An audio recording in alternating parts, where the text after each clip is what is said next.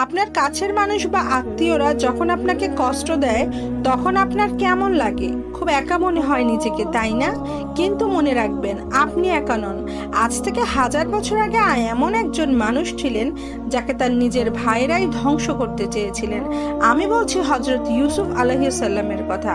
তার নিজের আপন ভাইয়েরা হিংসায় বর্ষবর্তী হয়ে তাকে একটি অন্ধকার কুয়ার গভীরে ফেলে দিয়েছিলেন। তাকে বাড়ি থেকে দূরে নিয়ে গিয়ে গোলাম হিসেবে বিক্রি করে দেওয়া হয়েছিল। যারাই তার সবচেয়ে কাছের ছিল তারাই তাকে সবচেয়ে বড় ধোঁকা দিয়েছিলেন। কিন্তু আল্লাহর পরিকল্পনা ছিল অন্যরকম। যাকে কুয়ার ভিতরে ফেলে দেওয়া হয়েছিল, আল্লাহ তাকে সময়ের শ্রেষ্ঠ শাসক বানিয়ে মিশরের সিংহাসনে বসিয়েছিলেন। যারা আপনাকে ছোট করতে চায় তারা জানে না যে আল্লাহ আপনার জন্য আরো অনেক বড় কিছু লিখে রেখেছেন। এত কষ্টের পরেও যখন ইউসুফ সাল্লাল্লাহু আলাইহি সাল্লাম ক্ষমতা পেলেন, তিনি কিন্তু প্রতিশোধ নেননি, বরং তিনি সবাইকে ক্ষমা করে দিয়েছিলেন। তাই আমরাও চেষ্টা করব আমাদের মনে কষ্ট দিচ্ছে এমন কাউকে শাস্তি না দিয়ে আল্লাহর উপরে ভরসা রেখে এবং ধৈর্য ধরে তাদেরকে মাফ করে দিতে।